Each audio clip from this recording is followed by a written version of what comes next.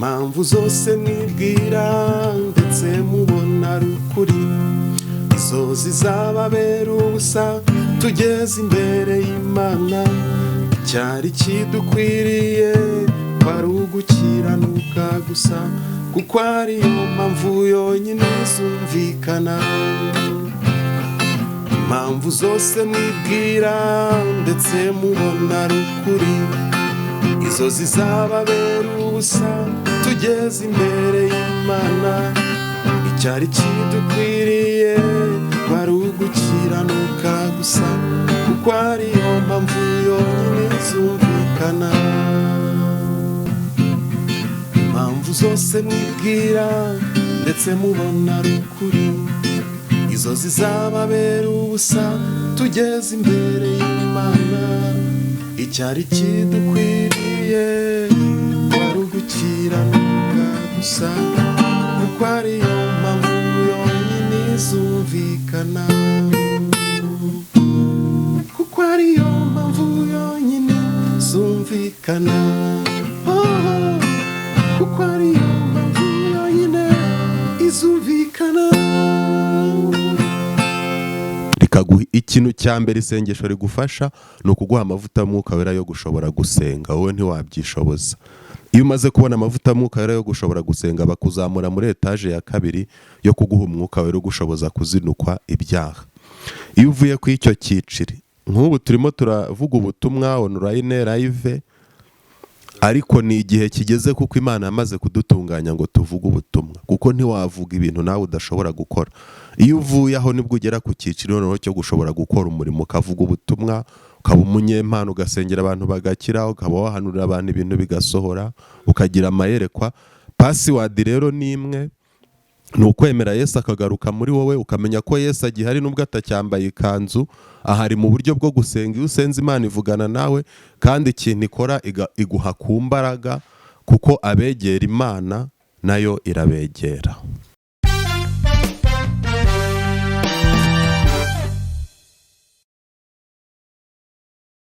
Yes, kanizere ko mumeze neza. Nanone ndabasuhuje, mbahaye ikaze mwebwe mukunda ibiganiro bica kuri Jimmy Inspires Ministry, by'umwihariko abakunda inyigisho, ubuhamya, ubuhanuzi, cyangwa se n'ibindi bitandukanye tugenda dukoraho cyangwa se tugenda tuvugaho. Nizeye ko muri amahoro, muri gushima Imana mu byo murimo gukora byose.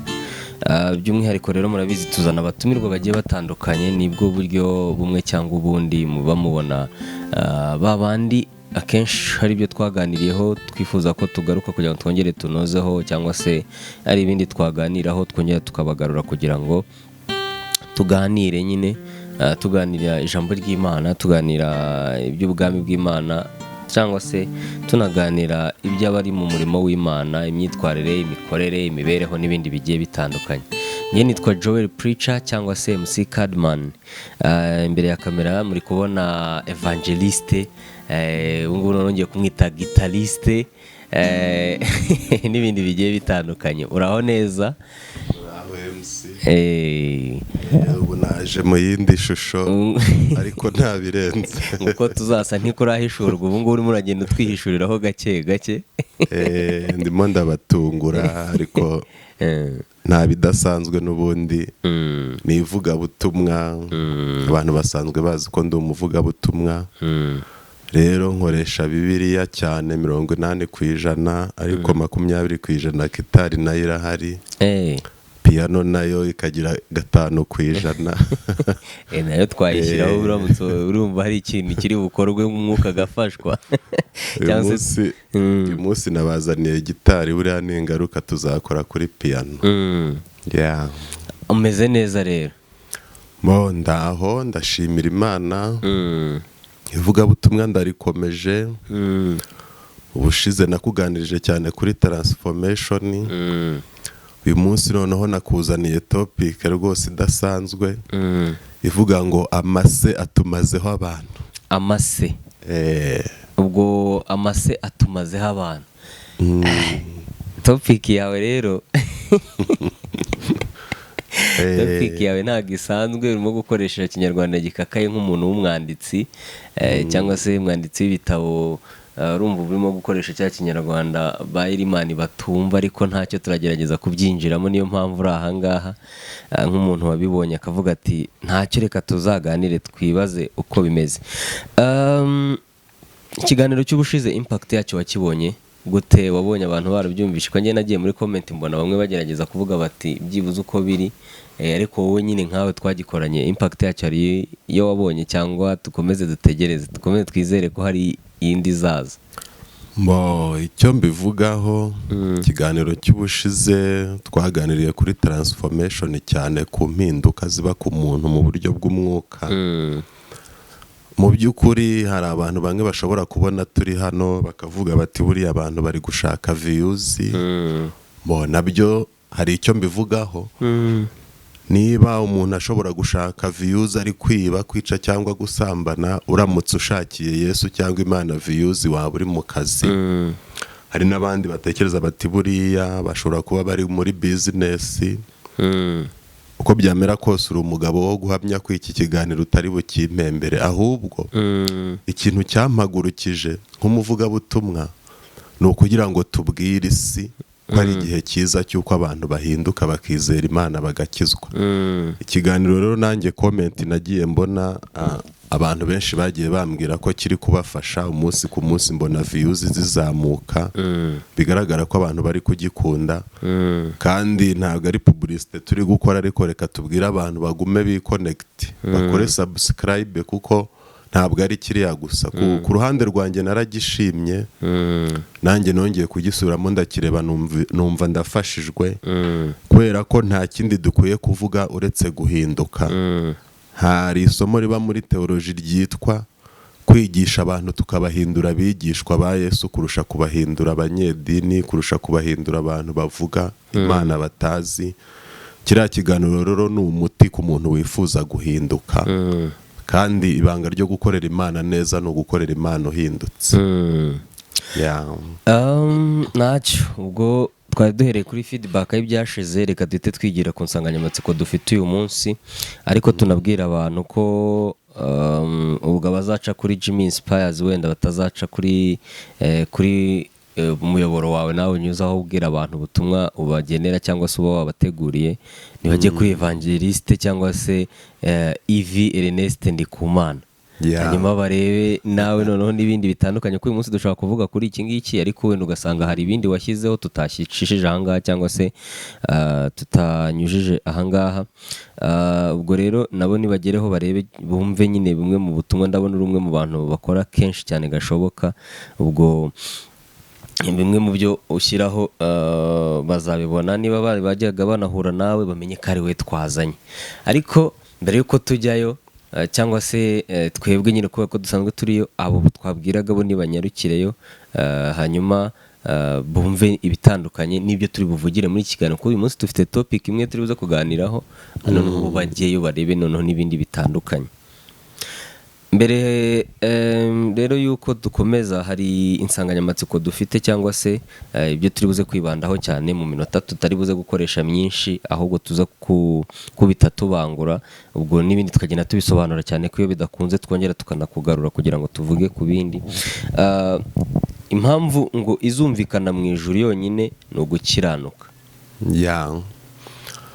Impamvu izumvikana mu ijuru ni ugukiranuka. Natangiye nkubwira nti amase atumazeho abantu.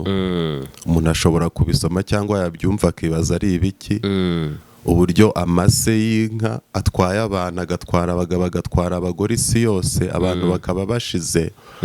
Ariko nashakaga kuvuga ku ijambo riri muri Bible Paulo yavuze, ari kugereranya ibintu abantu bari kwirukaho muri iyi minsi. Urabona ko mfite gitari hano, abantu benshi ubu bafite amatsiko, ariko birahura n'indirimbo ngiye kubaririmbira ivuga ngo impamvu izumvikana yonyine ni ugukiranuka. Amase rero kuri Paulo ni iki? Muri iyi minsi abantu ntago bagishaka gukiranuka, abantu ntibashaka gukorera Imana neza, ahubwo abantu bahangayikishijwe n'ubuzima. Umuntu ahangayikishijwe n'amafaranga, ndayakura he? Minerval irava he? Ibyo kurya birava he? Nabona akamodoka gute? Nabona ikibanza gute? Nabona inzu gute? ibyo byose rero Pawulo nibyo yitaga ngo ibyarindamuye, ariko aravuga ngo kubwo kuronka Kristo byamuhindukiye ubusa, abibona nk'amase. Njye nk'umuvugabutumwa rero ibyo mbifata nk'ifumbire, ahubwo umuntu akwiye kubanza agashaka Imana, yamara gushaka Imana hanyuma ibyo bikaza nk'ifumbire yo kumufasha kubaho, kubera ko twambaye imibiri ariko umuntu akorera Imana. Muri makeya rero nta gisobanuro na kimwe, kuko kuburana n'Imana egare cyangwa se bingana no gutsindwa. Mu ijuru uzajya ugerayo uhasange screen baprojete ibyo wakoze byose, nta kwirirwa uvuga. Ijambo rero rizakuburana ni ugukiranuka. Nazanywe rero muri iki gitondo no kubwira abantu ngo bongere bakiranuke. Kubwira abantu ngo bakiranuke. Ariko hari amagambo Bibiliya cyangwa se n'ikinyarwanda gikoresha kugira ngo nawe tuzajye tuyahurizamo, kuko urumva hari igihe abantu bitwaza ibyo bumva cyangwa se babwiwe cyangwa se ibyo bazi bakabyinterpreta mu bundi buryo. Ni nayo mpamvu ndi buze kugenda nifashisha, njye ntabwo ndi buze kujya ku ruhande rumwe nawe. Bibiliya yanjye kandebe, hanyuma ndaza kugenda ngiramo n'ibyo nkubarizamo byo ku rundi ruhande. Hari abantu bavuga, sinzi niba nawe wenda ujya ubyumva, ngo ntibishoboka ko umuntu ku isi ashobora kuba umukiranutsi cyangwa se ngo intungane, kubera ko ngo n'intungane bwira icumuye karindwi. Ijambo ritanditse muri Bibiliya komeza. Noneho katwifashishe rero iryanditswe muri Bibiliya kugira ngo tubihuzemo neza. Wenda urumva abantu ngenda hagara mu ruhande rw'ibyo abantu baba bibaza, noneho nawe uhagarare mu ruhande rwo kudusubiza ibisubizo bigize, cyangwa reka nakoresha na telefone kugira ngo byorohe, kugira ngo bigende neza.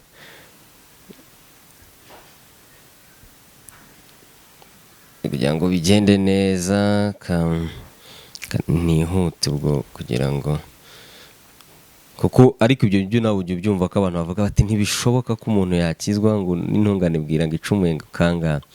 Reka dukoresha hano Bibiliya rero ngo ariko abantu basoma Bibiliya, hari umwigisha amaze iminsi tuganira, inyigisho ze nawe ndacyari kugenda nzumva kugira ngo tuzifashe kuzisesengurana n'abantu twumve, kuko nasanze hari abantu benshi bafite ukuntu bazumva. Bavuga bati isezerano rya kera rikimara, Yesu Kristo akimara kuza, isezerano rya kera ibyaryo byari birangiye. Uyu munsi ndumva wazindukanye Bibiliya rwose. Ni ijambo ry'Imana. Bibiliya kurumva ko uri umwevangeliste, byanga bikunda tuba tugomba kwifashisha Bibiliya cyane. Niyo mpamvu ngira ngo kugira ngo wenda tuze nawe turaza kubigenderaho. Ariko noneho ngo isezerano rya kera, niyo mpamvu iyo umuntu asomye icyanditswe kiri mu isezerano rya kera ngakagihuza n'ibiri mu isezerano rishya, ngo ubwo bivuze ngo ubu turi mu isezerano rishya, irya kera ryararangiye. Ngo kuki abantu bifashisha isezerano rya kera ngo bajya kugendera mu by'isezerano rishya? Hano ni mu Mubwiriza ibice 7 umurongo wa 20. Aravuga ngo ni ukuri nta mukiranutsi uri mu isi, ukora neza ntacumure. Nta mukiranutsi uri mu isi ukora neza ntacumure. Ngo kandi ntukite ku magambo yose avugwa kugira ngo utumva umugaragu wawe agutuka, kuko ahangaha Bibiliya irumva ko arimo gushaka kumvikanisha ko kuri iyi si nta mukiranutsi uyiriho, ukora neza ntacumure. Ni nayo mpamvu bivugwa ati wenda umuntu yagerageza kuba inyangamugayo, atari ko kuba umukiranutsi ngo ku buryo umuntu ataba umuntu wejejwe 100% bigoye. Kandi mu ijuru tubonye ko ikizavugwayo nta ikindi rwitwazo umuntu azaba afite, ni ugukiranuka gusa. Nese tuzakiranuka tugeze mu ijuru cyangwa tuzakiranuka tukiri mu isi? Urakoze, umbajije ikibazo cyiza ku muntu w'umuteolojiye, kikaba ikibazo gikomeye ku muntu udasoma Bibiliya. Ibyo uvuga nanjye byigeze bimbaho, nagiye mu ivugabutumwa nsoma ijambo ry'Imana mu isezerano rya kera, ndarisobanura, abantu barakizwa, abantu barihana. Ariko umuntu umwe nahasanze aca ku ruhande arambaza ngo ariko watwigishije neza, ariko wasomye mu isezerano rya kera. Arambwira ngo ujye wibuka no gusoma ku isezerano rishya ry'Umwami Yesu. Narababaye mpita mbona impamvu umuntu uvuga ubutumwa agomba kwiga teoloji. ndabivuga mu magambo make kuko iyo ngiye kuvuga Imana nkinjiramo bishobora gutwara umunsi wose. Isezerano rya kera ririmo Yesu, n'isezerano rishya ririmo Yesu. Sinzi niba nawe ubyumvise, ariko abadukurikiye buriya barabyumva. Iyo usomye Bibiliya ikubwira ko mbere na mbere hariho Jambo, uwo akaba yarahoranye n'Imana. Ubwo ndahita nikubita ku Mana mu butatu, Imana Data, Imana Mwana, Imana Mwuka Wera. Ntabwo ari ibyo gusa rero. Iyo ugiye mu isezerano rya kera ukajya no mu rishya, ari bwo nkubwira ngo ahantu hose Yesu yari ahari. Muri Bibiliya mu gitabo cy'Abaheburayo usangamo Samariya isezerano rya kera. Ugasangamo ko Yesu yagiye atwigaragariza kenshi, ugasangamo uwo bita Melikisedeki, nawe yaba indi topic ndende.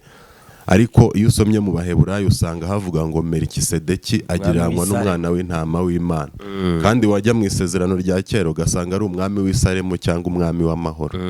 Ukabona ko Aburahamu ubwo yajyaga kugarura Loti yashimuswe amuzanye, ndabinyuramo nirukanka. Aburahamu yagiraga department zose, mitambwira n'abantu ko utaraba ikipe ari nacyo wambazaga udashobora gukiranuka. Ubwo mfasha Aburahamu, mfashe kuba ikipe. Muri iyi minsi turimo turabona n'igikombe cy'isi. Umuntu ushaka gukiranuka akabishobora agomba kuba ikipe. Ikipe igizwe n'umuzamu. Ku muntu usenga, twe dusenga, umuzamu asobanura kugira umwete wo kwirinda ibyaha. Ariko hari ubwo umuzamu abadefanseri bakora penalite bakagutsindisha igitego kandi uzi gufata. Iyo rero utsinzwe igitego urwana intambara yo kucyishyura. Ibyo biratwigisha iki? Ndabageraho. Nari nkiri ku muzamu, ku muntu usenga, umuzamu avuga kwirinda icyaha. Abadefanseri bakavuga ingamba zo gusenga kugira ngo ukomere. Ariko hari igihe ugira intege nke mu gusenga kwawe ntihakomere ukinjizwa igitego. Ugomba kurwana intambara yo kugira gute? Kucyishyura. Match nirangira utacyishyuye urava mu irushanwa. Kucyishyura rero bivuga guhora uca bugufi imbere y'Imana ukihana. Ukihana ibintu wakoze. Ntukwiye gucumura mu gitondo ngo ugeze ku mugoroba ugifite ikibazo. Ntukwiye kugirana ikibazo na mugenzi wawe mu gitondo ngo ugeze ku mugoroba kigihari. Musabe imbabazi. Ihane. Gusenga kwawe kubemo gukiranuka Imana. Hakaba abakinnyi bo ku ruhande bavuga imirimo dukorera abandi, gufasha abakene n'ibindi. Hakaba ku icyenda kuvuga gusengesha umwuka iteka n'impano z'umwuka wera. Aburahamu rero yari abifite, afitemo ikipe y'abantu bagera kuri 380 bashinzwe kurwana intambara. Avuye kuzana Loti rero ahura na Melikisedeki, umwami w'amahoro w'Isalemu ugereranwa n'umutambyi, ngo amuha umugati na divayi. Abantu rero ntago basoma Bibiliya ngo bayumve nk'ubwo wari usomye mu mubwiriza. Ariko theology itubwira icyo twita Bible interpretation. Tukabyita interpreting scripture by scripture. Iyo usomye umurongo umwe ugomba gusoma n'undi. Bitabaye ibyo wayoba. Aho rero niho Bibiliya itwereka ko Melikisedeki yari ahari, ikatwereka ko na Jambo yari ahari. Yesu yari ahari nk'Imana, abana n'Imana, aba no mu isi afatanya mu kuremwa kw'isi. Ariko kandi agereranywa na Melikisedeki. Bivuze ko kuva mu isezerano rya kera kugeza mu isezerano rishya, Yesu yari arimo, aracyarimo. N'amasezerano atanditse muri Bibiliya duhabwa Yesu arimo. Ubwo rero nta rwitwazo rwo guhakana ibyanditswe, ahubwo iyo usomye umurongo ntuwumve kugira ngo utayoba uwusobanuza uwundi. Uwukurikiye cyangwa uwubanziriza. Yes. Kugira ngo urusheho kumva neza. Ariko niyo mpamvu mpari kugira ngo tubashe gusobanura. Nituza kugera ku mirongo nanjye nateguye ikiganiro uraza kubyumva neza. Ariko mu magambo make, umuntu uzi ko yize Bibiliya cyangwa utarayiga, Bibiliya mu isezerano rya kera Yesu arimo, hari abayita ngo ni amategeko 10 ya Mose. Nibyo harimo n'amategeko ya Mose. Ariko Mose mbere y'uko abaho Yesu yari ahari, ari mu butatu butagatifu. Kandi Abaheburayo barakubwira ngo Melikisedeki agiranwa n'umwana w'intama w'Imana. Uvuga ngo ubutambyi bwa Yesu bwahozeho, ahubwo ikinyuranyo nuko mu isezerano rishya habayeho noneho ko amena amaraso yera ive. Ariko ubundi yahoraga atabara abantu. Niwe watabaye Adamu na Eva mu ishusho y'umwana w'intama, atabara Abanyegiputa, abana b'imfura barapfa. Ariko mu isezerano rishya Imana imaze kubona ko umuntu agifite kunanirana, byabaye ngombwa noneho kwimutanga kugira ngo adutangirwe byimazeyo yongera azuke ukuboko kwe kugaragare kurushaho ariko ubundi Bibiliya yose yuzuyemo Yesu ku muntu ugira ihishurirwa kumva Imana neza. Okay, ndaza kugenda mbyumva gake gake nsubiramo n'inyuma none twakomeje none kuri bwa butumwa bwo muri ya ndirimbo kugira ngo kuri urabizi ko dufite umwanya udahagije cyane none n'indirimbo tukayumvaho gakeya niba yumva ntacyo bitwaye. Dufite umwanya mutoya byo tugiye kuririmba nitumara kuririmba tuvuge ku mirongo 2 yo muri Bible ariko twibanda kuri iyi ndirimbo ubwo yenda mu biganiro by'ubutaha nibwo tuzagira ibindi byinshi twajyamo. Indirimbo yo iravuga ngo impamvu izumvikana mu ijuru no gukiranuka ariko ikagaruka ku buzima bwacu bwa buri munsi. Okay, katwumve indirimbo. Impamvu zose mwibwira ndetse mubona rukuri izo zizababera ubusa tugeze imbere y'Imana. Cyari kidukwiriye kwari ugukiranuka gusa kuko ariyo mpamvu yonyine izumvikana. Impamvu zose mwibwira ndetse mubona rukuri izo zizababera ubusa tugeze imbere y'Imana.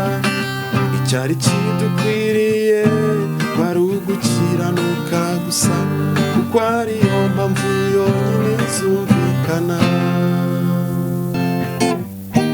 Batumvira Imana bazaburana nayo hariho zifitwe n'abandi zigatuma badakora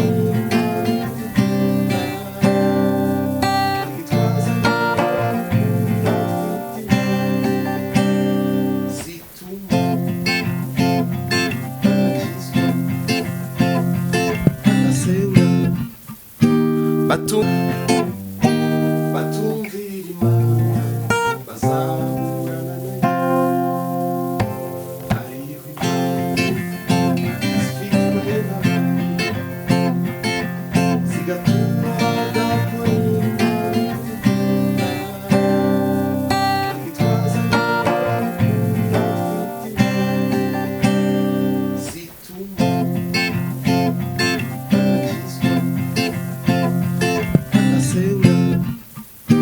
batumvira Imana bazaburana nayo.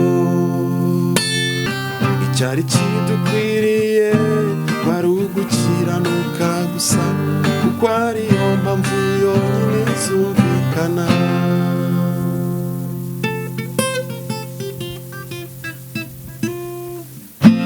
Umugabo mu rugo ati umugore wanjye arangerageza sinshobora gukiranuka. Umugore ati umugabo wanjye ambuza gukiranuka. Abana batababyeyi batubuza gukiranuka. Ababyeyi ngo abana batubuza gukiranuka. Igisambo kiti ngomba kwibanka kira nk'abandi. Umukoza akarya ruswa ngo nawe ashaka gukira. Indaya zigasambana ngo umubiri urazinaniye. Ubukene ni bwinshi ntizabasha gukiranuka.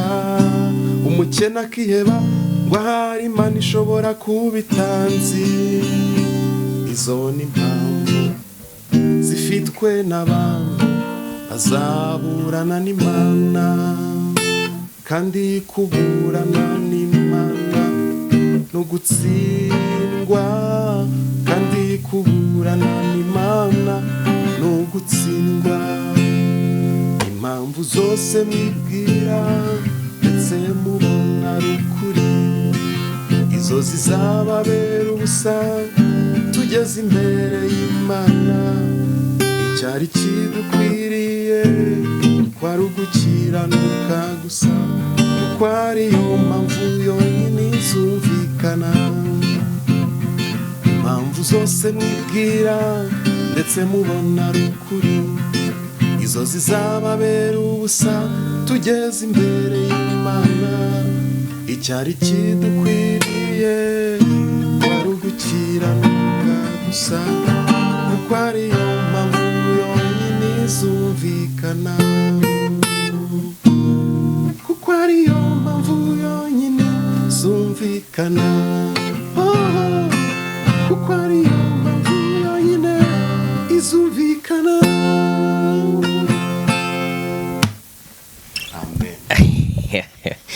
Okay, ati impamvu yonyine izumvikana.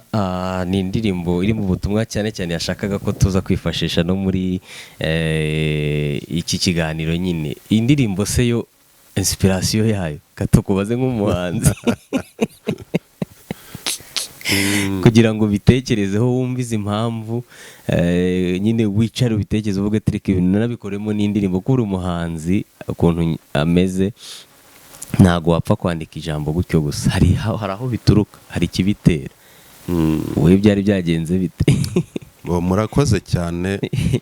Iyi ndirimbo ndayikunda kandi ni indirimbo ya kera, nuko ntagiye ngira umwanya ngo njye muri studio nzisohore, ariko iyi ndirimbo ni ya kera muri 2015 niga mu wa gatatu segonderi, ndetse na 2017 ndangiza muri mate physique chimie.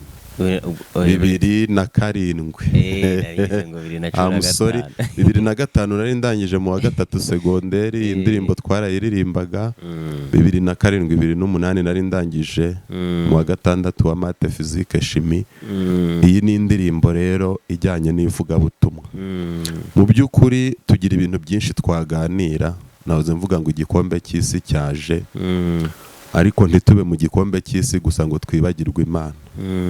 Iyi ni indirimbo nkunda. Nk'iki gice cya kabiri usanga umugabo mu rugo yitwaza ngo afite umugore ngo w'inkazi, ngo w'ishezi wamunaniye ngo ntiyakizwa.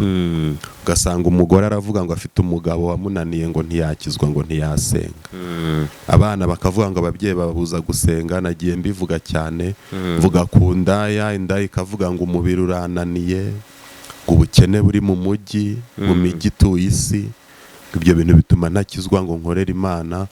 Tuvuga ku mukene akavuga ngo ngomba kwiba. Muri iyi minsi abantu bari gushaka amafaranga cyane, ibintu birakomeye.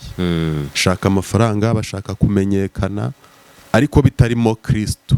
Iyi ndirimbo igamije kubwira abantu ko bitarimo gukiranuka ntacyo bimaze. Ugasanga umuntu arashaka kurya ruswa ngo azamuke vuba, agure imodoka, agire success. Navuze no ku mukene, kuba ukennye ukiheba ukavuga ngo Imana ishobora kuba itanzi yaranyibagiwe. Ni indirimbo rero y'ivugabutumwa, ni Umwuka Wera wayizanye kugira ngo tujye tuyiha abantu bayumve, babashe guhinduka. Ndateganya ko mu gihe kiri imbere muzayinkorera igaca muri studio abantu bakajya bayumva neza. Urakoze. Yego. Hanyuma ati ni izihe mpamvu abantu bo muri iki gihe bibwira ko zizabinjiza mu ijuru? Reka tubanze tuvuge, hari ijambo ry'Imana nari nateguye mu minota mike. Nari nateguye Yobu 27:6. Hari ijambo nkunda cyane rivuga ngo gukiranuka kwanjye ndagukomeje, ngo ntabwo nzakurekura, umutima wanjye ntuzagira ikintu ushinja nkiriho. Ndetse twari dufite na Matayo 5:8, hari ijambo riryoshye rivuga ngo hahirwa abafite imitima iboneye, kuko aribo bazabona Imana. Hari ukuntu rero abantu babaho bakizera ko bafite ijuru kandi ntaryo bafite, nk'uko warumbajije. Umuntu akavuga ati njye ndi umuntu mwiza, nta kibazo mfite, ngaragara neza muri community, ndi umushumba, ndi umuyobozi, ntanga speech nziza, abantu barankunda. Ariko kuba abantu bakubona neza bagukunze, hari aho nanditse ndavuga ngo abantu bafite ishusho yo kwera, mu minsi 7 igize icyumweru wamusanga mu rusengero ukabona ari umuntu mwiza. Hari n'umugore ngo wigeze abwira umugabo ati sheri, buriya dutuye ku rusengero twagira urugo rwiza. Umugabo aramubaza ati ese kubera iki? Uri muri korari ubuvuga neza, iyo uri ku ruhimbi uvuga neza, ufite umutima mwiza, wambaye neza ukeye, ariko mu rugo ukaba umukara.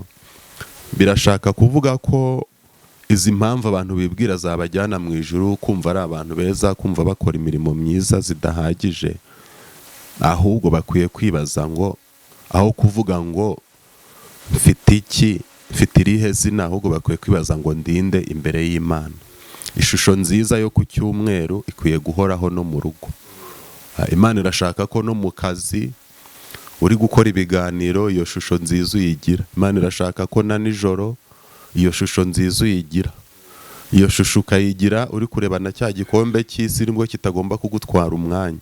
Muri make ibintu abantu bibwira ko byatuma bajya mu ijuru ntago ari byo bizakandagira, ahubwo ikizakandagirayo ni umutima wabo. Nk'uko tubisomye muri Matayo, umutima wanjye uraboneye. Ndumva ari uko twagisubiza mu magambo makeya. Rivuga ngo mwene data w'umukene yishimire ko afite isumbwe, naho umukire ababazwe nuko agiye gushiraho kandi akazibagirana. Mu ijuru uw'Imana yita umukire mu isi siwe mukire kuri twebwe. Twebwe mu isi dufite indwara nifuza ko twakirira muri ibi biganiro turi guha abantu. Ibi biganiro abantu babikunde nk'uko wabivuze. Eliya turi kumwe n'ubwo atasuhuje abantu uri kuri kamera arabizi. Dufite ikiganiro twita umutsima wa buri munsi. Buri munsi mu gitondo duha abantu ijambo ry'Imana. Bose ndi gukora publicity ariko nabyo ni ngombwa. Iyi channel ya Evangeliste Ernest Ndikumana bayigeho bajye babyumva. Tuvuga kwizera, tukavuga gusenga, tukavuga gukora, ariko nihuse dufite indwara tugomba gukosora niba dushaka kuzajya mu ijuru koko. Ibipimo by'ubukire kuri twebwe birarwaye. Hano mu isi umuntu twita umukire ni umuntu ufite amase menshi, kandi amase Paulo yayabonaga nk'umwanda. Umuntu ufite imodoka 5 turamwita umukire. Umuntu ufite inzu 10 muri Kigali, muri Ottawa, muri New York, turavuga ngo uyu ni umukire. Ariko Bibiliya umuntu yita umukire, muri Yakobo niho narindi kuvuga ngo mwene data w'umukene yishimire ko afite isumbwe. Umuntu ufite witwa umukire ni umuntu ufite umutima Imana yishimira. Ni nako gusenga, ni nako gukiranuka. Rero ikibazo gihari ni icyenda bihuza noneho no gukora. Bibiliya ntabwo itubuza gukora. Bibiliya dushishikariza gukora, tukera imbuto. Ni nacyo kiganiro twaraye dushyizeho dushishikariza abantu gukora. Ariko Bibiliya icyo Imana idushakaho ntabwo ishaka ko gukora akazi gasanzwe kuri nge biba 100% ngo gusenga bibe 1%. Ahubwo birasaba ko ngira amanota 100% mu misengere no gukorera Imana, kandi nkanaba excellent mu kazi. Uyu mukene rero Yakobo avuga ngo yishimire ko afite isumbwe. Ese ubundi isumbwe ni iki? Isumbwe ni ukuba Imana ikwishimira mu isi ikabikwishimira no mu ijuru. Ntabwo rero kugira ngo ugire success b'umusitari ari uko wibagirwa gukizwa. Watunga ibintu wakoreye birimo umugisha. Kuko iyi ndirimbo turirimbira kubwira ngo ubukire bwawe niba butarimo gukiranuka, ntabwo iyo mpamvu izumvikana mu ijuru. Kuba wari uri gukora ukibagirwa gusenga no gukiranuka ntuzakandagira mu ijuru. Isumbwe rero ni ukubaho neza ku isi wakoze ugatungwa n'imirimo yawe, ariko ukazabaho neza no mu ijuru. Umukene rero Bibiliya iri kuvuga si umuntu udafite amafaranga, ni umuntu ufite umutima akumva akeneye ko Imana yicara mu uwo mutima. Umuntu ukennye Imana agira isumbwe mu isi, akagira n'isumbwe mu ijuru. Nawe urabizi ko uyu munsi ufite miliyoni 100 mu ntoki, bakakuzanira umuntu urwaye, ntabwo wazimurambika ku mutwe ngo akire. Ubwo ugiye kumbwira ngo wamujyana kwa muganga bakamuvura. Imana itamukijije ntiyakira, bamuguhambana, bamushyingura. Ariko umuntu ufite isumbwe n'umuntu uzazanira umurwayi akamurambikaho ikiganza umuntu agakira. Umuntu ufite isumbwe n'umuntu ubwira abandi Imana. Rero dukwiye gushyira Imana imbere, tugashyira gukiranuka imbere kurusha ikindi kintu cyose. Reka nihute njye ku kibazo warumbajije, gisobanurishe dokima yo mu isomo ryitwa, hari isomo ryitwa Pastoral Care and Counseling. Nimvuga pastor abantu nibumve pasiteri wo mu rusengero. Pastor cyangwa umushumba ni umuntu wese uyobora abandi ku Mana. Burya ijambo ry'Imana ribamwe ubuyobozi. Muri care rero na counseling cyangwa kwita ku bantu, wibuke ko niba ufite urugo uba uri umushumba w'urwo rugo. Nkanjye mfite urugo rubamwe abantu 7. Ibyo ngomba kubibazwa, niba badasenga, niba badakiranuka ngomba kubibazwa. Buri mugoroba n'udusura uzabibona tugira amasengesho yitwa ay'urugo mbere yo kuryama. tugasoma ijambo ry'Imana, abana bakayobora. Gira umwana mutoya ujye udusengera akatwigisha. Pastoral Care and Counseling ni isomo. Hari igitabo rero cyitwa Plaidoyer de l'Église, no mu kadokima naguhaye uzabibona nugasoma, cyangwa se Près des attributions loué d'odier. Ibi birashaka kuvuga iki? Près des attributions ni hafi y'inshingano. Uri umupolisi mwiza, uri umusirikare mwiza, uri umushumba mwiza uragira inka ubushyo bwa shobuja, uri umukirina mwiza, uri umubirokrate mwiza, ukora akazi keza ko mu biro. Aho ni hafi y'inshingano, mbese inshingano ufite amanota 100%. Loué d'odier ni ukuvuga iki? Mu nshingano zawe, mu kumutara kwawe, mu kunyonga kwawe, mu gukora ubukarani kwawe, ukora neza n'abakiriya baragukunda, ni wowe baha akazi. Ariko loué d'odier Imana ntikubona. Mu yandi magambo, Imana irashaka ngo nkora akazi neza, nakira abantu neza, ariko umutima wanjye Imana wiharire ibone mu mwanya. Icyo ni ikibazo warumbajije, ukuntu umuntu akora akazi neza, agakina mu ikipe ye neza, agatsinda ibitego byinshi, ariko akazarimbuka, akazabura ijuru. Biterwa nuko umuntu aba mu nshingano akegisera, ariko Imana ikamubura. No mu gishumba rero, no muri korari natwe dusenga, ibyo bibamo. Ako gatabo kabyita Plaidoyer de l'Église loué d'odier. Umuntu arakurikirana abakristo, batanga amaturo, bagashima Imana, akigisha bazakora ubukwe, bagashyingirwa, ibintu bikagenda neza, ariko umwanya we ni Imana. Ubushize nari nabikubwiye mu kiganiro cyitwa Vertical Relationship with God. Imana ishaka ngo ubyutse mu gitondo ikumve, uri kuvuga ko ariyo nkuru. Saa sita ugira uburyo uvugana nayo, ku mugoroba ugira uburyo uvugana nayo kandi wenyine. Imana ishaka ngo usome ijambo ry'Imana. Imana ishaka ngo werere abantu imbuto ku buryo bakubona mu Imana. Ibyo rero bituruka aho ngaho, kuba umuntu ashobora kuba mu nshingano, akayobora korari neza, gurupe neza, ariko umwanya we n'Imana, no kwibaza ngo ariko ubundi Imana iranyishimira. Icyo ngicyo abantu benshi bakunda kukirengagiza, niho hava no kujya kwiba no kuriganya, nuko abantu baba bibagiwe gutinya Imana. Ibanga rero ni ukongera gutinya Imana no kuyumva. Ikintu Satani yahisha abantu gituma ibyaha byiyongereye kandi dusenga tuvuga Imana, kugira ngo nudukurikira azakivumbura abashe kugaruka. Kuko ngi ikintu ngamije ni ukugarura abantu, ikintu ngamije si ukumenyekana, nubwo umenyekanye uri kuvuga Imana bitaba ari bibi, ariko ngamije ko abantu bamenya Imana kandi bakamenya ibanga ryo gukiranuka. Mu gihe cya Yesu yigaragarije abantu, avuga ubutumwa, abantu bagendana nawe, bamukurikira bamureba. Ari umugabo wambaye ikanzu, ari umugabo wambaye inkweto, ari umugabo utubura imigati live, bamureba bakarya. Ariko mission yari yamuzanye yo kutwigisha live irarangira. Niyo mpamvu anazutse yabanje gufata iriya minsi 40, akabanza kongera akagarura abigishwa, akabahuza, akabanza agatembera Yerusalemu, abantu bakamenya ko Yesu yazutse, akazamuka akajya mu ijuru. Nyuma y'iminsi 10 akarekura umwuka wera. Uyu munsi twicaranye hano muri iki cyumba, ntabwo uri buze kubona Yesu yambaye ikote, ipantaro, yateye ipasi, yahanaguye inkweto, ngo yongera tubura umugati uwurye. Ariko hari ibanga, ka gafunguzo wari uri kumbaza cyangwa ya password, abari kutwumva bagomba kumenya. Yesu yasize uburyo bumwe bwo kubana nawe, abuduha mu buryo bubiri. Icya mbere yadusigiye umwuka wera, icya gatatu muri Bibiliya atwandikira ijambo rivuga ngo musenge. Ujye ukunda gusoma Bibiliya uzasanga ahantu hose ho gusenga ari ugutegeka. Nibyo twita in English imperative form, mu gifaransa ni imperatif. Musenge mutajya mu moshya, musenge ubudasiba, ni musenga musenge gutya. Reka mbigusobanurire nirukanga. Ikintu abantu babuze kuvumbura, ni ukuvumbura ko Yesu atavuye mu isi, ahubwo yahagumye mu yindi form. Kambisobanure. Yesu yazamuwe ajya mu ijuru, arangije arekura umwuka wera, adutegeka gusenga. Ubu rero ushaka kubana n'Imana, ushaka kuvugana n'Imana, biremera ari uko wasenze. Iyo rero dusenze duhabwa imbaraga z'umwuka wera. Umwuka wera ikintu cya mbere dushoboza ni ugutwita no guhurwa. Udafite umwuka wera, udasenze ngo ugire amavuta y'umwuka wera, ntabwo uzashobora guhurwa, gusambana, ntabwo uzashobora guhurwa kwiba. Umwuka wera aragutwitisha akagira ibintu akwangisha ukanga ibyaha. Impamvu rero abantu batari kubishobora ari cyo wambazaga. Umuntu akumva yaririmba umuziki bawushyiramo w'Imana wa gospel mu gitaramo, ubona ko abantu baba babyina, ariko mwataha ku mugoroba bamwe ukabasanga mu kabari, abandi bari gusambana, abandi bari kwiba.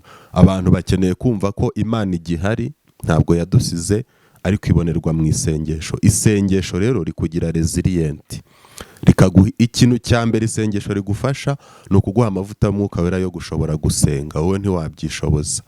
Iyo umaze kubona amavuta y'Umwuka wera yo gushobora gusenga, bakuzamura muri etaje ya kabiri yo kuguha Umwuka wera ugushoboza kuzinukwa ibyaha. Iyo uvuye ku icyo cyiciro, nk'ubu turimo turavuga ubutumwa online live, ariko ni igihe kigeze kuko Imana yamaze kudutunganya ngo tuvuge ubutumwa, kuko ntiwavuga ibintu nawe udashobora gukora. Iyo uvuye aho nibwo ugera ku cyiciro noneho cyo gushobora gukora umurimo, ukavuga ubutumwa, ukaba umunyempano, ugasengera abantu bagakira, ukaba wahanurira abantu ibintu bigasohora, ukagira amayerekwa. Password rero ni imwe, ni ukwemera Yesu akagaruka muri wowe, ukamenya ko Yesu agihari nubwo atacyambaye ikanzu, ahari mu buryo bwo gusenga. Iyo usenze Imana ivugana nawe, kandi ikintu ikora iguha ku mbaraga, kuko abegera Imana nayo irabegera. Yego. Ahari wenda birashoboka, cyangwa se nk'uko uri kubivuga biroroshye, ariko nanone ese aba bantu bo bakomeza kubwira abantu ibintu byo gusenga, n'urugero katwibane nko ku itorero, nta kuntu wampuriza ibintu bita kujya kuri church cyangwa se kujya ku rusengero no kujya gusenga? Kuko abantu benshi bavuga ati ku cyumweru nzajya gusenga, ku wa gatanu nzajya gusenga, ku wa gatandatu njya gusenga, no kuba waba ntandukanyiriza guterana no gusenga mu magambo make. Urakoze, uyu munsi wazindutse utyaye mu bibazo niko nakubwiye. Ariko ngewe ndi umuteolojiye, mu ivugabutumwa ryanjye Imana yabanje kuntegura, Imana yabanje kumpamagara ntarize teoloji. Insobanurira iki mpamagariye, insobanurira ivugabutumwa. Ubu natangiye mvuga ubutumwa hashize nk'imyaka 3 offline, kuvuga ngo navugaga ubutumwa mu nsengero live mu byumba. Imana yarambujije kujya online. Ndangije Imana inyohereza kwiga teoloji. Mvuye kwiga teoloji, Imana irambwira ngo ubu noneho wemerewe kujya online. Ni ikintu cy'igitangaza. Imana rero ibanza kukwigisha kugira ngo uzagirire abandi umumaro. Rero kubana n'Imana no guterana, reka mbigutandukanyirize vuba vuba nihuta. Bibiliya idushishikariza guterana. Uko mubona urya wa munsi wegera murushaho guterana, Imana idushishikariza kujya guterana. Bibiliya irabitubwira. Ariko kandi Imana idushishikariza no kubana nayo. Ushobora kuba mu rusengero imyaka 50 ugataha bakagushyingura ntujye mu ijuru kuko Imana itakubonye kandi uba mu rusengero. Ndabisobanura rero nkoresheje isomo abateolojiye bita practical theology, cyangwa se theologie pratique, cyangwa theologie ngiro. Imana ishaka ko tuyiramya, ni nacyo yaturemeye. Umuntu nakubaza ngo twaremewe iki, uzamubwire ngo twaremewe kuramya Imana no kuyihimbaza. Ikibazo rero, abantu bazi ko kuramya Imana ari ugufata mikrofone ugashyira ikiganza hejuru ukaririmba ugacuranga nk'uko nabikoraga. Nabyo nibyo, ariko kuramya Imana ni ugukora iby'Imana ishaka. Iyo wakiriye umuntu kubira ukamubwira neza agataha umutima ususurutse, Imana ikubona nk'umuntu uyiramije. Iyo witaye ku mugore wawe ukamuha ibyo akeneye nk'uko mwabisezeranye imbere ya pasiteri n'imbere ya gitifu w'umurenge, Imana ikubona nk'umuramyi. Iyo usenga, Imana ikubona nk'umuramyi. Mu magambo make, kuramya Imana ni ugukora inshingano zawe zose ufite. Wanze kujya ku kazi wiriwe usenga uhereye mu gitondo, twaraye tubivuzeho no mu mutsima wa buri munsi. Uhereye mu gitondo saa 12 ugejeje ejo saa 12. Umwana abuze icyo kurya, umwana abuze minerivare, ukwezi kurashize. Warasenze, birashoboka ko wavuze n'indimi ukumva n'Imana ivuga, ariko warayobye. Mu magambo make rero, iyi theologie pratique yigisha abantu ko uburyo bwo kuramya Imana bubaho ku isi no mu ijuru ari bubiri. Uburyo bwa mbere ni vertical relationship with God. Vertical relationship with God ni ukwicara ukavuga ngo se ngewe Ernest, Imana iranyishimira udategereje ko hari umuntu ubikurondoramo. Ndakiranuka kandi nyuma yo gukora inshingano zanjye asabwa ku kazi, ndakiranuka nta kibazo mfitanye n'umugore. Ibyo ngomba umugore, abantu bakuru batwumva ubwo bari kutwumva, kumukunda, kumukundwa kaza, kumuha keya ndabikora neza. Ibyo ngomba abana ndabikora neza. Hari ibyo ugomba n'abaturanyi, iyo ni avatiko nyine wirebaho ukigenzura. Icyo ni kimwe kuri vatiko. Icya kabiri ni ukumenya ngo ngira amasengesho yanjye njyenyine yo kuvugana n'Imana. One, uvugana n'Imana mu ijambo ryayo. Niba udasoma Bibiliya ntabwo Imana igomba kubikubona mu bantu bayo. Uburyo bwa mbere bwo kuvugana n'Imana no gusoma Bibiliya, kuko abantu bose ntibafite impano zo kumva ijwi. Hari umuntu wumva ijwi ukava nko mu rugo iwawe wumva ijwi, ukicara kuri moto umumotari akagutwara wumva ijwi, ukajya no kuri moto uzi n'izina ry'umumotari uragutwara, ukagera ku biro ijwi rikakubwira ngo nari nguherekeje. Ibyo ni igihe vertical relationship wayubatse cyane n'Imana, kakubwira nuko akazi kari bugende. Ariko soma ijambo ry'Imana, gira amasengesho ku giti cyawe, gira timetable. Nitubona umwanya nzababwira amaranka 7 y'abanyamasengesho. Hari ababa mu mutuku, mu muhondo, gutyo. Ariko gira timetable, uvuge ngo mvugana n'Imana mu gitondo, ugasoma ijambo ry'Imana. Saa 6 usengera he, ku mugoroba usengera he. Aho ni ugukorana n'Imana ku giti cyawe. Icyo rero nicyo warumbajije abantu badafite. Hanyuma rero horizontal relationship with God ni iki? Hari igihe uzajya ku rusengero wumva umuntu amasengesho ya korari ari kuba korari y'abantu 50. Abantu rega mujye mwiga n'ijambo ry'Imana, mukeneye kwiga. Abantu 50 barakubwiye ngo senga. Uri umuririmbyi, perezida wa korari arakubwiye ngo senga. Ngo Mana ngo ndagushimiye ndaguhimbaje ngo ndi hano ngo hoya. Iyo uri muri horizontal relationship with God uba uri muri group. Niba rero uri muri korari uri muri horizontal relationship with God, urasenga ngo Mana turagushimiye turaguhimbaje ko turi hano. Kuko hano Imana irababona nka group yaje gusenga ya korari. Horizontal relationship worship God, kugirana isano n'Imana mu buryo buri horizontal harimo ya materaniro yo ku cyumweru. Niyo mpamvu rero nk'uko umuntu ateka ibiryo agakenera gushyiramo umunyu ariko agakenera n'umuriro wo kubicana, niko n'umuntu agomba kugira uburyo aramya Imana mu buryo buri horizontal 50%, mu buryo buri vertical 50%, 100%. Umuntu wuzuye ni umuntu ugirana ibihe n'Imana ari wenyine, kandi akagira n'amateraniro ajyamo ya groupe yo ku cyumweru. Imana ikubona nk'umuntu uyiramya mu buryo buri horizontal kandi buri vertical. Urebe rero uramutse ufite ikintu gifite shape itambitse gusa, igikarito gifite ubutambike kidafite ubuhagarike nticyaba cyuzuye. Rero umuntu muzima usenga Imana agomba kugira uburyo bwe wenyine bwo kubana n'Imana wenyine, akagira n'uburyo bwo kubana n'Imana ari kumwe n'abandi.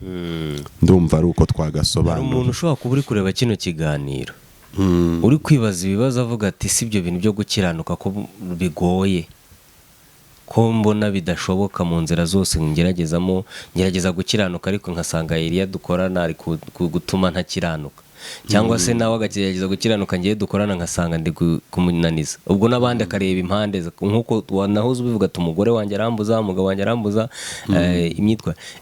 Ubuzima bwiza bw'imibereho myiza n'inama nziza nk'uko twabivugaga, uretse isengesho gusa hari ikindi kintu gishobora kuba cyamufasha wenda bwewe ku giti cyakihindurira iyo mitekerereze, cyangwa isengesho gusa niryo rikenewe, niryo akwiye kwiga, niryo akwiye gukora. Twamubwira iki? We twamubwira tuti ikizagushoboza kugira ngo kwa gukiranuka twavuze ko uzajyana abantu mu ijuru, kuzavugwayo gusa. Umukiranutsi kari uzahagarara imbere y'Uwiteka gusa, azabyitwazwamo cyangwa se azabifashwamo n'ibi ngibi. We tumubwira iki? Ikibazo cyiza. Mu buzima busanzwe tumaze igihe turi mu bihe byo kwibuka. Mu buzima busanzwe buriya nkunda abantu bitwa inkotanyi. Uti gute?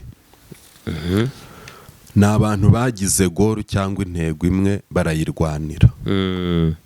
Kugira ngo urwane ugomba kugira intego.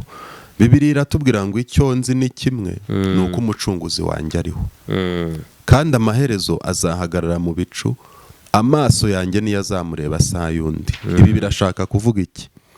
ntabwo uyu muntu yashobora gusenga ngo afashwe adafite gufata icyemezo. Gusenga no gukiranuka ni ugufata icyemezo ukagira intego, ukavuga ngo ngiye kurwanira gusenga, ngiye kurwanira kubana n'Imana. Icyo twunguka rero ni amahoro yo mu mutima. Ufite imodoka nziza, ukagira amazu menshi, ukagira imyambaro, ntabwo byaguha amahoro yo mu mutima. Umuntu uri kutwumva arabizi. Ariko kwizera Yesu, ukizera Imana, ukumva ko izakujyana mu ijuru, biguha n'amahoro utarajya muri rya juru. Isengesho gusa rero nk'uko wabimbwiraga ntibihagije, ahubwo ni ukubanza kumenya icyo bimaze. Impamvu abantu bamwe babitangira bakabivamo ni ukutamenya icyo bimaze. Ubudatsimburwa mu isengesho cyangwa se kugumana n'Imana biterwa no gufata intego, ukamenya ko mu Mana ariho hari amahoro. Kubera ko umuntu uri mu Mana aranyurwa, ukumva unyuzwe n'ibyo ufite, ukumva unyuzwe n'ibyo utunze, kandi ukanyurwa n'amasezerano. Umuntu usenga ahabwa amasezerano. Uyu munsi ukaba uri mu ishusho y'umuntu ugenda n'amaguru ariko ufite isezerano ryo gutunga imodoka. Uyu munsi ukaba uri mu ishusho y'umuntu uri mu isi ariko ufite isezerano ryo kuzabaho mu ijuru. Aya mahoro rero abasenga turayagendana, ukajya wumva ukomeye kubera ko Imana iri mu ruhande rwawe kandi kurinze. Ubwo rero ikintu cyamufasha ni ukugira intego yo gukiranuka kandi akamenya ko ariho azakura amahoro. Turimo dusoza, abantu tugana ku musozo, tubashishikarize gukora subscribe kugira ngo nyine bajye babona ibi biganiro byabagirira umumaro cyangwa se byabafasha mu buzima bwabo bwa buri munsi, igihe bifuza kubona inyigisho cyangwa se bifuza kubona ubutumwa nk'ubu ngubu bufite icyo buhindura.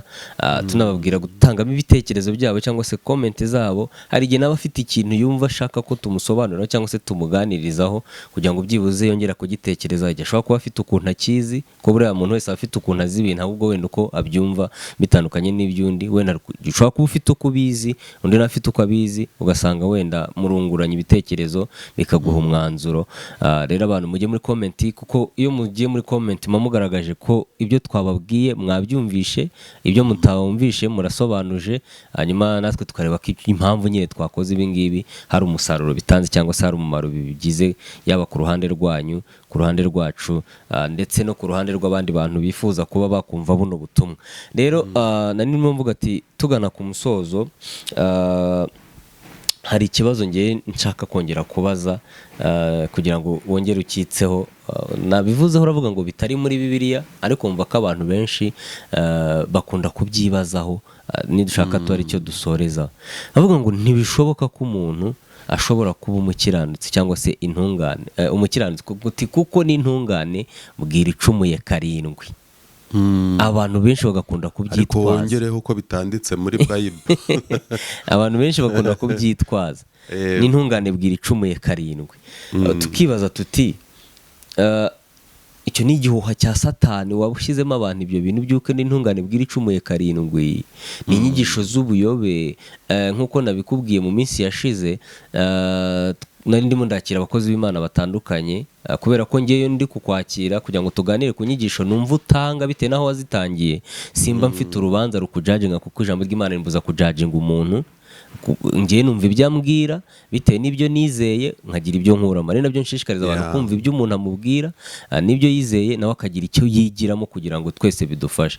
Ariko n'urugero, niba wakiriye nk'umuvugabutumwa akakubwira uti isezerano rya kera ryararangiye, turi mu isezerano rishya. Ibisezerano rishya ryakuyeho ibyahashize, ryakuyeho ibyaharangiye. Nyine ubwo ibya kera byavugaga ku ba kera, ubwo batanga urugero bifashisha ko kera twabagaho mu buzima bwo kwifashisha abatambyi. Ubu nta batambyi bagihari, ubu umuntu wese ari kwigererayo. Rero niba ibyo byararangiye, n'abantu niko bari. Cyangwa se njye mpagaze ku ruhande rw'umukristo uri kuturebera hirya, udafite iyo nosiyo, n'abantu niko bari. Ese gukiranuka birashoboka koko ko umuntu yavuga ngo njye ndi umukiranutsi? Njyewe ndi umukiranutsi, nkihita umukiranutsi n'imbere y'Imana, nkabihamya n'imbere y'abantu ku muntu udasoma Bibiliya tumufashe. Bibiliya bivugaho iki ku muntu uvuga ngo ngende umukiranutsi? Ese koko ndi umukiranutsi n'abantu nabemeza ko ndi umukiranutsi, cyangwa bimenyana n'Imana yanjye ikaba ari yinyita umukiranutsi, wenda abantu bo bakagira ukundi babifata? Uyu munsi ntago nasomye amaverise biblique menshi kuko nashatse kubwira abantu Imana muri rusange bakayumva. Ariko nasomye Yobu ibice 27 ku murongo wa 6, ijambo rivuga ngo gukiranuka kwanjye ndagukomeje, ntabwo nzakurekura, umutima wanjye ntuzagira icyo ushinja nkiriho.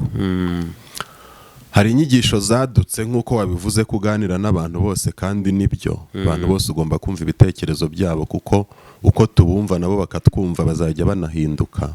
Zibwira abantu ngo isezerano rya kera ryavuyeho kandi n'irishya ryazanye freedom. Ariko Yesu yaravuze ngo ntabwo naje gukuraho amategeko, ahubwo naje kuyakomeza. Noneho ugasanga abigisha bari kwigisha abantu ngo ubu ngubu ibyaha twari twarakoze, ibyaha turi gukora uyu munsi ngo ni ibyaha tuzakora, ibyo byose Yesu yarabipfiriye ngo byavuyeho. Ugasanga umuntu abayeho atagira umurongo. Kandi Bibiliya itubwira ko ibyanditswe byera byose byahumetswe n'Imana, bifite umumaro wuhe rero? Ko dufite ibindi bitabo, ko dufite za Horizon n'Amakorine n'ibitabo bya biology, ibyanditswe byera Bible itandukaniye he nabyo? Ngo bifite umumaro wo kwigisha umuntu. Cyo ni icyambere. Umuntu umaze kwiga bikamwemeza ibyaha bye. Ahandi hantu abantu bajya mu mahugurwa mu maseminazi basoma ibitabo bya banalization, bagasoma ibitabo by'amateka, barangiza bagafata icyo kunywa bagataha. Ahantu hamwe abantu bigishwa ibyanditswe bikarangira bihannye ni mu rusengero, kuko baba basoma Bibiliya. Bible ya mission ni ukwigisha umuntu ukavuga uti ndisi, ariko kandi ikakwemeza ibyaha byawe. Gatatu, ngo bikamutunganya. Wayi kugira ngo umuntu w'Imana abe umuntu ushyitse rwose, afite ibimukwiriye, abone uko akora imirimo myiza, ngo ashimwe n'Imana kandi ashimwe n'abantu. Nkasubiza mu ijambo rimwe mvuga ngo mu isezerano rya kera icyavuyeho ni ugutamba ibitambo no gusabirwa n'abatambyi. Ariko isezerano rya kera riracyahari ngo ritwigishe, riduhe umurongo. Isezerano rishya ni ryiza, ni ryo rikuru, kuko ari ryo ry'umwami wacu Yesu Kristo noneho yitanga life, akitanga, akaducungura, akadusigira ubuzima, akadusigira mwuka wera, akaduha umurongo, akanabyatura ngo ni nge nzira y'ukuri n'ubugingo, ntawe ujya kwa data ntamujyanye. Ariko Bibiliya yose umuntu asabwa kuyifata akayisoma kuva mu itangiriro kugira mu byahishuwe, ukayirya, ukayimira, ukayumva, kuko ni ubuzima. Yego. Ikibazo rero dusorezaho, umbaza uti gukiranuka birashoboka? Yego birashoboka. Inzira yo gukiranuka ni ukwizera Yesu nk'umwami n'umukiza wawe, ukamwakira. Imirimo myiza waba ukora, ukaba ufasha abakene, ukaba ugaburira imfubyi, ukaba uhinga neza, ukora akazi neza ka leta, ni byiza, Imana iragushima. Na Korneliyo nawe niko yari ameze, Petero amusura. Ariko nutakira Yesu nk'umwami n'umukiza kandi ari we nzira ikujyana mu ijuru, ntabwo uzagerayo. Gukiranuka rero ni ukwakira Yesu nk'umwami n'umukiza, ubundi ijambo ry'Imana ukajya urisoma rikagushoboza gukora imirimo myiza muri Kristo Yesu. Imirimo myiza rero yo kwera no gukiranuka harimo gukora umurimo w'Imana, gusenga Imana, ariko kandi hakabamo no guhora wirinda gusubira aho wavuye, kandi wagira aho uteba ukagarukira Imana vuba. Impamvu Imana yakundaga Dawidi muri Bible nuko yari umuntu wimenya, akamenya ngo uyu munsi sinatunganiye Imana. Umuntu rero wigenzura, impamvu ubugenzuzi bubaho aba ari ukugira ngo hafatwe ingamba. Umuntu wigenzura kenshi birangira nihannye. Iyo wihannye birangira wirinze kuzongera kwihana icyaha kimwe na cya kindi ejo hazaza, bikagufasha gukomera. Rero gukiranuka birashoboka, bibaho. Icyo usabwa ni ukwemerera Yesu akinjira muri wowe, ukemerera umwuka wera akaba muri wowe, kuko nutwita ugahurwa ntabwo uzakora ibyaha warabihuzwe. Yego. Uwo ni wo muti twatanga. Yego. Urakoze cyane. Dusoza reka wenda nanjye ngira utuntu tubiri nongeraho. Akantu ka mbere ko kuri icyo ngicyo ntabwo ndi bubisobanure nk'uko wabisobanuye, ko wenda ibyo wasobanuye birahagije kandi biranumvikana, ariko nk'urugero nawe utanga ku muntu ubyibaza, ndatekereza yakwifashisha inkuru y'igihe Imana yari irimo itembereza yereka Satani imubwira ati wabonye umukiranutsi wanjye Yobu. Icyo ni ikimenyetso cy'uko umuntu ashobora kuba umukiranutsi. Urakoze cyane rwose. ari nabwo Satani yatwaye ibintu. Hari abantu buriya bavuga ngo impamvu turi kuvuga Imana nuko yaduhaye akazi, nuko yagize gute. Uyu munsi ntarabona akazi nkora, nari nkennye kandi ngikennye narakiranukaga. Ndibuka ko nabaye ahantu nkajya mpembwa 20,000, nkishyura inzu y'ibihumbi 8, ubwo hasigaye bingahe? 12. Nkahaha, namara guhaha nkakenera tike, nkeneye ipantaro. Nigishaga abantu ngomba kubajya imbere ndi smart, nsa neza. Nabaga mu nzu itari nziza, ariko icyo gihe nari umurokore. Ntabwo nkiranutse muri uyu mwaka kubera ko Imana yampaye akazi. Imana yabanye nanjye kuri 20, ubu njya guhembwa nkabara amafaranga menshi, ariko icyo gihe narakiranukaga, n'ubu ndakiranuka kandi nkasenga Imana. Yobu rero nawe ibintu bye byaragiye, aribwo hano muri 27/6 yafashe umwanzuro mwiza. Ikintu Imana idukeneyeho muri make nk'uko warubimbajije tuganira tutameze nk'ababwiriza, Imana ikeneye umuntu ufata umwanzuro wo gukiranuka. Waba ukize kiranuka, waba ukennye kiranuka. Nuba umukiranutse ugafata umwanzuro nk'uwo Yobu yafashe, Imana ikugarukaho, ikaguha ubwo bukire nk'uko abandi babukenera, ikaguha uwo mwuka wera. Umwuka wera nawo ni ubukire, buriya tuzabiganiraho mu gihe kiri imbere. Ariko uyu mwanzuro wa Yobu yafashe, ubundi niwo mwanzuro wakubesha mu isi nyine ukiranuka. Nanjye ndabashimira kubera uyu mwanya dufata. Twe turi abanyempano, turabavuga butumwa, ariko iyo tubonye abantu tuganira Imana, tukavuga Imana, isi ikeneye kubwizwa ukuri, kabwirwa ko kujya mu ijuru ari ugukiranuka, umuntu akihana, kandi ko gukiranuka no kwihana gusa bidahagije, ugomba kugira imirimo myiza. Imirimo myiza no gukora inshingano zawe neza, ariko kandi ukagira umwanya wo gusenga. Gusenga niho uzavuganira n'Imana, gusenga niho Imana izakubwira amakuru yawe, niho uzakura imbaraga zo kuba resilient mu gusenga n'ejo ukongera ukagaruka, ariko kandi niho uzakurana umwuka wera uzagushoboza kuba ku isi unezerewe. Nta kintu warutisha amahoro yo mu mutima, nta kintu warutisha kubaho nta muntu mufitanye ikibazo. Gusenga rero ni uburyo bwo kugufasha gutera imbere, kugendana n'Imana, kandi ukagira isumbwe, kuko nyuma y'ubuzima bwo ku isi no mu ijuru uzabaho. Murakoze cyane, turi kumwe igihe cyose bizakenerwa ko n'ubundi tugaruka tukavuga Imana, turi tayari. Yego.